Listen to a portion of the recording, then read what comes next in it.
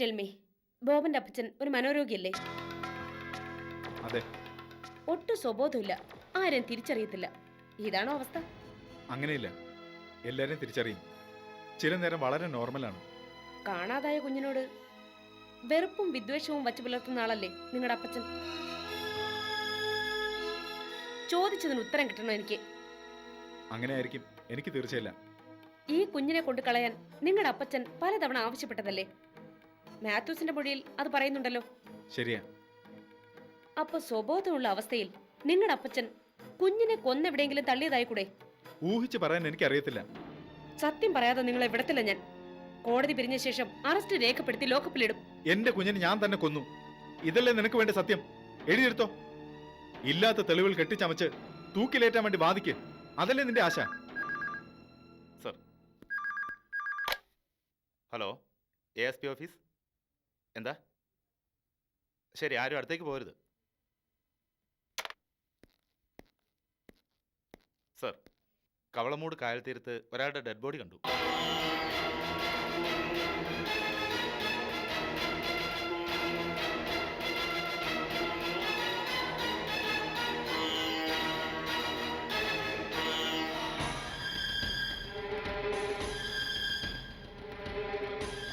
അങ്ങോട്ട് മാറിക്ക.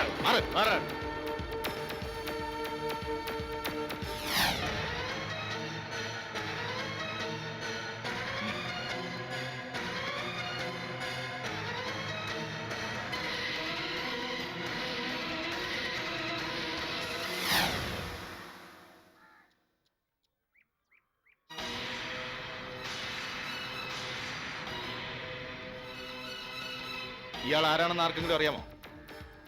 കിട്ടണി വൈദ്യരാ സാറേ. താനിക്ക് വന്നേ. എന്താ പേര്? കിട്ടണി വൈദ്യര്. ആ, അതല്ലടോ, തന്റെ പേരെന്താന്ന്? സോമൻ. ആദ്യം ഡെഡ് ബോഡി കണ്ട ആരാ? അത് ഞാൻ തന്നെ സാറേ.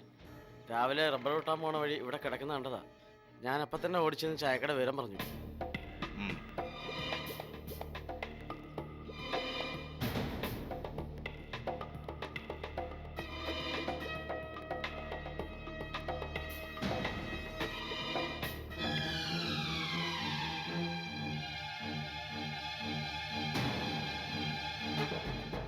സുബേറെ സാർ, ദാ ഇവിടെ ഏതോ വണ്ടി നിർത്തിയിട്ട് ഡെഡ് ബോഡി പൊക്കിയെടുത്ത് ദാ ഇവിടെ വരെ എത്തിച്ചു. ഇവിടുന്ന് അങ്ങോട്ട് വലിച്ചഴിച്ചിരിക്കുക. 2 കാലുകളും മണ്ണിൽ ഉരഞ്ഞ പാട് വ്യക്തം. ഡെഡ് ബോഡിയുടെ ഉപ്പുറ്റി ഒരെണ്ണം അല്പം പൊട്ടിയിട്ടുമുണ്ട്. കാറിൽ നിന്ന് ഡെഡ് ബോഡി എടുത്തത് ഒരാളാണോ അതോ 2 പേർ ചേർന്നാണോ എന്നതാ പ്രശ്നം. സാർ, എനിക്കൊരു സംശയം. 2 പേർ ചേർന്നാണ് ബോഡി വണ്ടിയിൽ നിന്ന് എടുത്തതെങ്കിൽ ഇപ്പോൾ ബോഡി കിടക്കുന്ന സ്ഥലം വരെ 2 പേർ തന്നെ പൊക്കിക്കൊണ്ട് വരേണ്ടതല്ലേ? എന്തിനാ പാതി വഴിയിൽ നിന്നും വലിച്ചഴക്കാൻ തുടങ്ങിയത്? യെസ്, അപ്പോ ഒരാളായിരിക്കണം എടുത്തത്. കൈ കഴിച്ചപ്പോ ബോഡി താഴത്ത് വെച്ച് പിന്നെ വലിച്ചഴയ്ക്കാൻ തുടങ്ങി. ഒരു ഏകദേശ രൂപം ഇതൊക്കെയാണ്. ഇനിയുള്ള ചോദ്യം ആര് കൊന്നു, എന്തിനു കൊന്നു എന്നുള്ളതാണ്. അതുവഴി ഒപ്പം ആ വണ്ടി കണ്ടെത്താനുള്ള വഴി നോക്കണം. ശരി സാർ.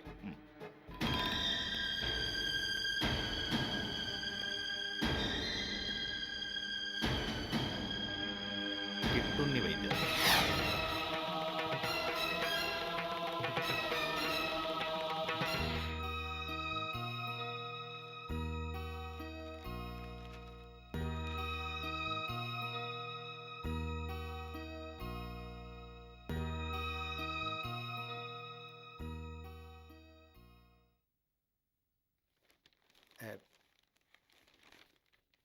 ഞാൻ അങ്ങോട്ട് തന്നെ വന്നാലോ എന്ന് ആലോചിക്കാവുഞ്ഞേ. എന്തിന്?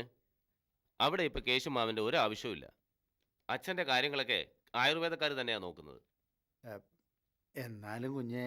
ഒരെന്നാലും ഇല്ല. ഇവിടെ ഇങ്ങനെ അനാഥാലയം പോലെ ഓരോരുത്തർ കയറി ഇറങ്ങുമ്പോൾ കേശുമാവിനും കൂടി ഇല്ലെങ്കിൽ തിരിച്ചു വരുമ്പോൾ വീടേ കാണില്ല. ആ, ഒരു ചായ തരാൻ പറ മണിയമ്മയോട്. ഓ, ആ, സോഫി കുഞ്ഞിന് ചായ വേണോ? വേണ്ട കേശുമാമ. ഓ,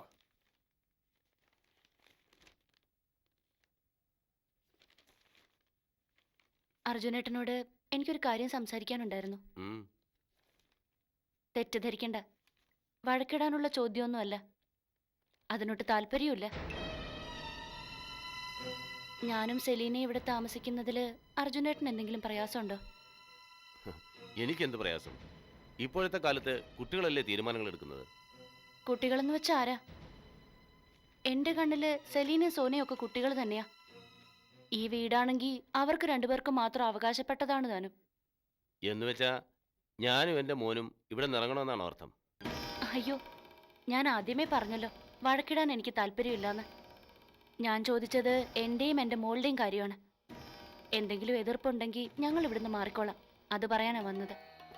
ഇതൊക്കെ ഇങ്ങനെ പറഞ്ഞു ബോധ്യപ്പെടുത്തുന്നതിലും നല്ലത് പ്രവർത്തിച്ച് കാണിക്കുകയല്ലേ. അല്ലേലും ഇനിയുള്ള കാലം പണ്ടത്തെ പോലെ കൂട്ടുകുടുംബ സമ്പ്രദായമൊന്നും നടക്കാൻ പോകുന്നില്ല. എല്ലാരും ഇപ്പൊ ഒന്നിച്ചാ ഇവിടെ താമസമെന്ന് അറിയുമ്പോ മുതലാളിക്ക് വലിയ സന്തോഷമാവും കുഞ്ഞ്. ഓ, മുതലാളി ഇവിടെ ഒന്ന് വന്ന് കിട്ടിയിരുന്നെങ്കിൽ ഈ തറവാട് സ്വർഗം പോലെ ആയേനെ.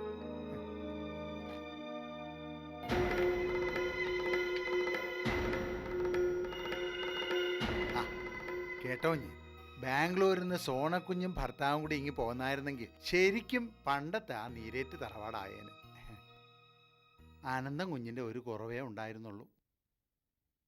അല്ല കേശുമാമ,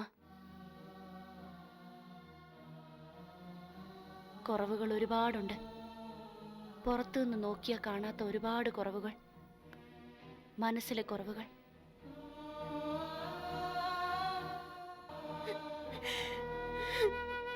എന്നതൊക്കെയായാലും നിന്നെ അങ്ങനെ കൈവിട്ട് കളയാൻ അമ്മച്ചിക്ക് പറ്റുമോ മോളെ?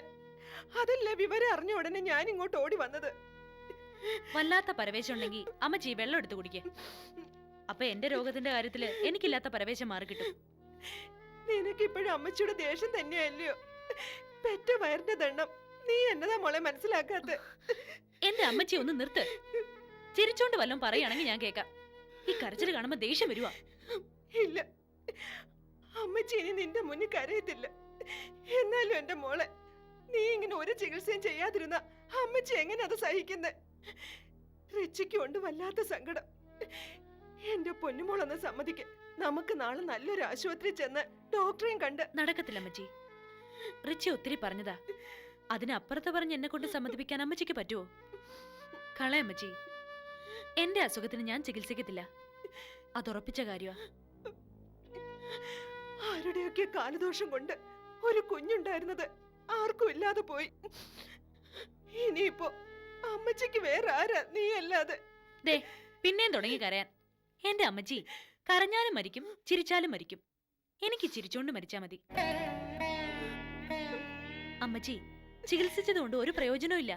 കൂടിയ 1 വർഷവും കൂടി ആയുസ് നീട്ടിക്കിട്ടും, അത്ര തന്നെ. അതിനൊരുപാട് മരുന്ന്, ഒത്തിരി കീമോതെറാപ്പി, ഇതൊക്കെ ചെയ്തു കഴിയുമ്പോ കാശും പോവും, തലയിലെ മുടിയും പോവും. വേണ്ടമ്മച്ചി, മരിക്കുമ്പോ അമ്മച്ചിയുടെ മോള് സുന്ദരിയായിട്ട് തന്നെ മരിച്ചാ മതി. എന്റെ പൊന്നു മോളെ, കരയാതമ്മച്ചി, എല്ലാരും മരിക്കത്തില്ലയോ?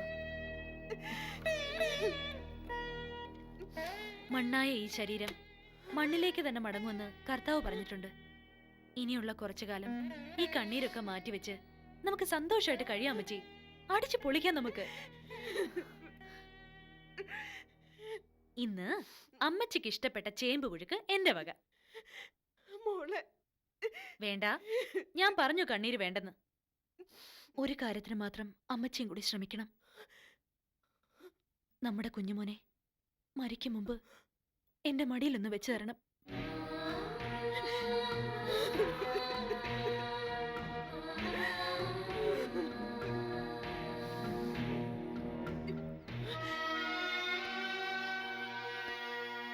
എന്നാ ചെയ്യണമെന്ന് എനിക്ക് ഒരു പിടിയും കിട്ടുന്നില്ല ചായ.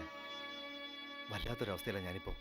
ഓ, ഇങ്ങനെയും മനക്കെട്ടിയുള്ള ജന്മങ്ങൾ ഭൂമിയിലുണ്ടല്ലോ. എന്നോട് എന്തുവാ പറഞ്ഞതെന്നോ?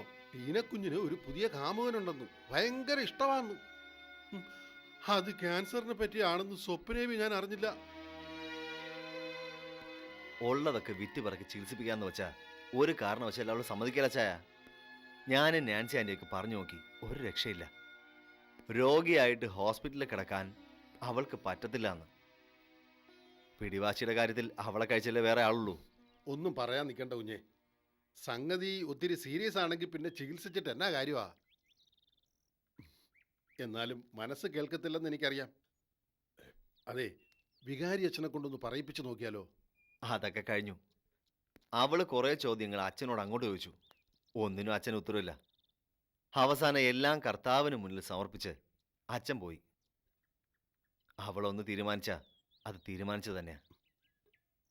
എന്ന് വെച്ചാ ഒരെതിർപ്പും കൂടാണ്ട് മരണത്തിന് കീഴടങ്ങി കൊടുക്കാൻ തന്നെ തീരുമാനിച്ചെന്ന് അല്ലയോ? അതാ അവളുടെ ഭാവം. എന്റെ അവസ്ഥ അച്ഛനൊന്ന് ആലോചിച്ച് നോക്കി. ഞാൻ വെള്ളത്തിലായില്ലേ? ഈ തോണിയില്ല, ആ തോണിയില്ല. അത് നേരാന്നല്ലോ. ടീനക്കുഞ്ഞിന് വല്ലതും പറ്റിയ റിച്ചി പെരുവഴിയിലെ.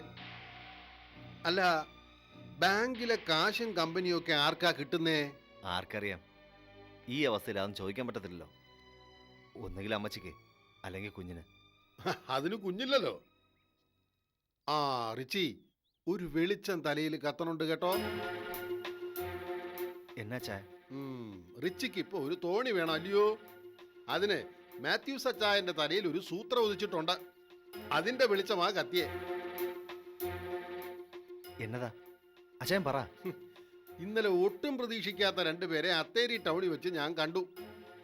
ടീനയുടെ അപ്പനെയും രണ്ടാമത്തെ ഭാര്യയിലുണ്ടായ മോളെ. അതിന് അങ്ങേര് വിദേശത്തോടെ ആയിരുന്നില്ലേ? ആയിരുന്നു. രണ്ടാം ഭാര്യ മരിച്ചപ്പോ എല്ലാം കെട്ടിപ്പെറുക്കി ഇങ്ങ് പോന്നതാ. ടീനയെ ചെന്ന് കാണണമെന്നൊക്കെ കുര്യച്ചൻ ആശയുണ്ട്. പക്ഷേ പേടിയാ അങ്ങോട്ട് കയറി ചെല്ലാൻ. റിച്ച് ചെന്ന് വിളിച്ചാ അവര് വരും. ഏയ്, എന്നാത്തിനാ? ചുമ്മാ പുലിവാല്. അതല്ലെന്നേ, ഇതില് വേറൊരു സംഗതിയുണ്ട്. തോണി. തോണിയോ? അതെ. എൻ്റെ അടുത്ത് ഇപ്പൊ പറഞ്ഞില്ലേ, ഈ തോണി ഇല്ലാതായി ആ തോണി ഇല്ലാതായി എന്നൊക്കെ. ഉദ്ദേശിക്കണ കാര്യം നടന്ന തോണി മാത്രമല്ല, കമ്പനിയും ടീനയുടെ ബാങ്കിലെ കാശും ഒക്കെ റിച്ചിയുടെ കയ്യിലിരിക്കും. എങ്ങനെ?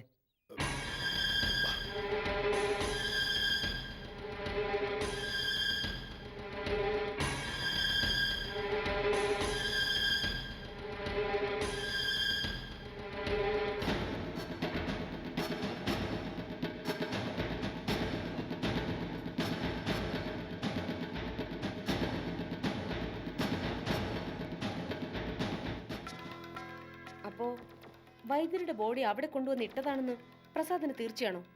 100% ഉറപ്പാണ് സർ. ഒന്നുകിൽ ആ വണ്ടിയിൽ വെച്ചായിരിക്കണം കൊലപാതകം, അല്ലെങ്കിൽ മറ്റേതെങ്കിലും സ്ഥലം. എന്തായാലും ഡെഡ് ബോഡി കണ്ടെത്തിയ പരിസരത്തെങ്ങും ഒരു ബലപരീക്ഷണത്തിന്റെ ലക്ഷണം ഇല്ലായിരുന്നു.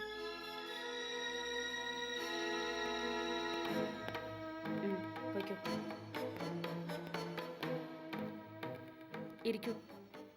നിന്നോളാം സാറേ. പേരെന്താ? സുമലത. കിട്ടുണ്ണി വൈദ്യരുടെ ഒരേ ഒരു മോളല്ലേ? അതെ. നോക്കൂ സുമലത, വൈദ്യരുടെ മരണം ഒരു കൊലപാതകമാണെന്ന് ഒറ്റ നോട്ടത്തിൽ തന്നെ ആർക്കും മനസ്സിലാവുന്ന അവസ്ഥയിലായിരുന്നു. ഇനി പോസ്റ്റ്മോർട്ടം റിപ്പോർട്ട് വന്നാൽ കാര്യങ്ങൾ കൂടുതൽ വ്യക്തമാവും. അല്ല, വൈദ്യർക്ക് ശത്രുക്കളായിട്ട് ആരെങ്കിലും ഉണ്ടായിരുന്നോ? തൊഴിൽപരമായിട്ടോ അല്ലെങ്കിൽ വല്ല സ്വത്ത് തർക്കത്തിലോ ബന്ധുക്കളുടെ കൂട്ടത്തിലോ അങ്ങനെ ആരെങ്കിലും? ഇല്ല, അച്ഛനൊരു പാവമായിരുന്നു. പിന്നെ അച്ഛന് സ്വത്തുക്കളൊന്നുമില്ല, കാര്യമായിട്ട് ബന്ധുക്കളുമില്ല. എനിക്കിനി ആരുമില്ല. ഏയ് കരയാതെ കുട്ടി. ആരുമില്ലാത്തവർക്ക് ദൈവം തുണ. എന്തെങ്കിലും ഒരു വഴി ദൈവം മുന്നിൽ തുറന്നു തരും. സർ, ഈ കുട്ടിയുടെ മുന്നോട്ടുള്ള ജീവിതം വലിയ പ്രശ്നമാണ്. അതൊരു വാടക വീടാ. Okay Prasad, let us finish the investigation first. അപ്പോ വൈദ്യർക്ക് ഒരു ഭാഗത്തു നിന്നും ആരുടെ ശത്രുതയില്ലെന്നാണോ സുമ പറയുന്നത്? എന്റെ അറിവിലില്ല സർ. എത്ര വീടുകളിൽ ചികിത്സയുണ്ടായിരുന്നു? അച്ഛൻ അങ്ങനെ പുറത്തു പോയി ചികിത്സിക്കാറില്ല. 2 ആഴ്ചയായിട്ട് തെങ്ങുമൂട്ടി തറവാട്ടിൽ ഫിലിപ്പോസ് മുതലാളിയെ ചികിത്സിക്കാൻ പോകാറുണ്ടായിരുന്നു.